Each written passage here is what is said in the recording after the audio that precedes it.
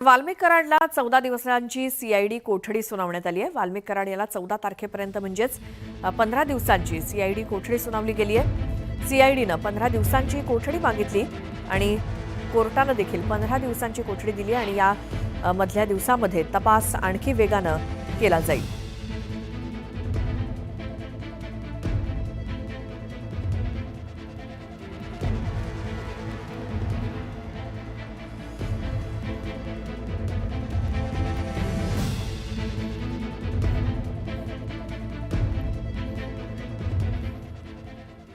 आणि आता पुन्हा पाहूयात सकाळच्या 100 बातम्या। वाल्मिक कराडच्या सह्याद्री सहकारी साखर कारखान्याच्या सभासदांसाठी नवीन वर्षाच्या सुरुवातीला माजी सहकार मंत्री बाळासाहेब पाटील यांनी 2 मोठ्या घोषणा केल्या। चालू गळीत हंगामाची ऊस दराचा पहिला हप्ता 3204 रुपये तर एप्रिलपासून सभासदांना मोफत साखर घरपोच पोहोचवण्याचा निर्णय जाहीर करण्यात आला।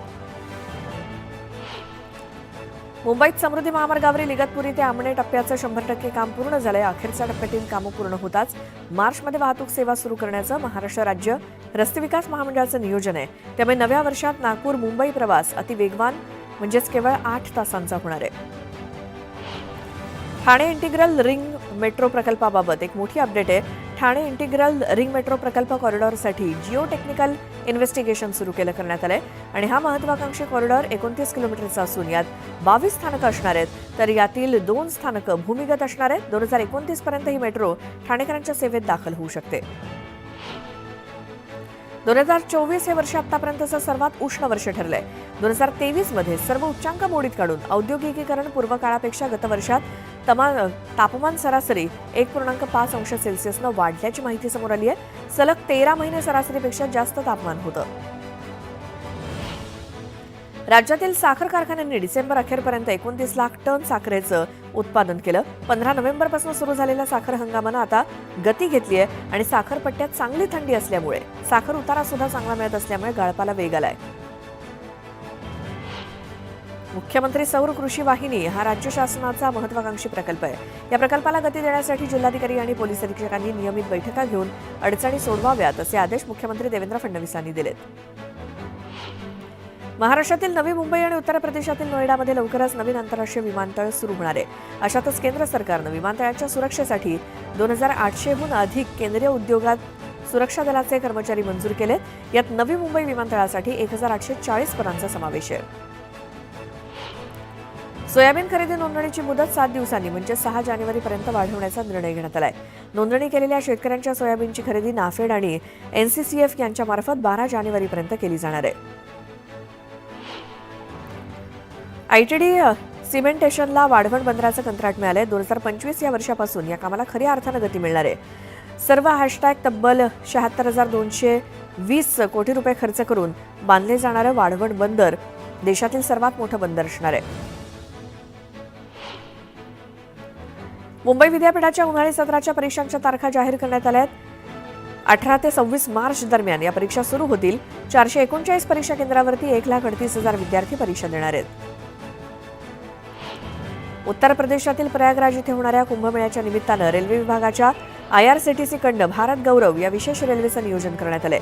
पुण्यातल्या भाविकांसाठी 15 जानेवारीला पुणे स्थानकांवरनं विशेष रेल्वे उत्तर प्रदेशकडे रवाना होईल। नवं सरकार स्थापन झाल्यानंतर प्रशासनात देखील फेरबदल सुरू करण्यात येत आहेत। प्रशासकीय अधिकाऱ्यांच्या बदल्या केल्या जात आहेत। काही अधिकाऱ्यांना पदोन्नती देखील देण्यात आली आहे।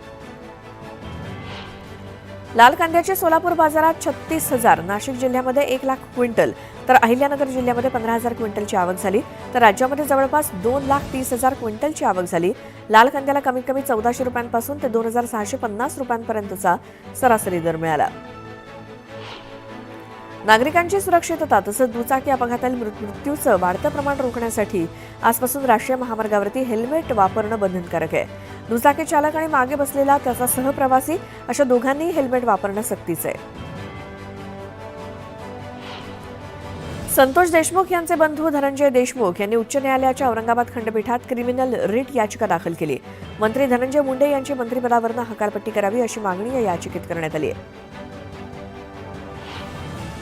मसाजोगचे सरपंच संतोष देशमुख यांच्या हत्या प्रकरणातील संशयित आरोपी वाल्मिक कराड पुण्यामध्ये सीआयडी समोर शरण आला.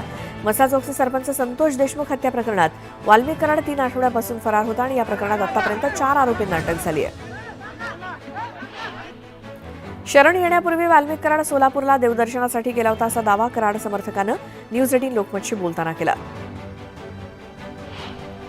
वाल्मिक कराडनं शरणागती पत्करल्यानंतर मुख्यमंत्री फडणवीसांनी पहिली प्रतिक्रिया दिली. राज्यात गुंडांचं राज्य चालू देणार नसल्याचं त्यांनी ठणकावलं. हत्येतील फरार आरोपींना बिलकुल सोडणार नसल्याचं फडणवीस म्हणाले. संतोष देशमुखांच्या कुटुंबियांशी फोनवरून चर्चा केल्याचं त्यांनी सांगितलं. परभणीतील सोमनाथ सूर्यवंशीची हत्या पोलिसांनीच केली असा आरोप आनंदराज आंबेडकर यांनी केला. दरम्यान सूर्यवंशीची हत्या करणाऱ्यांना फाशी देण्याची मागणी त्यांनी केली.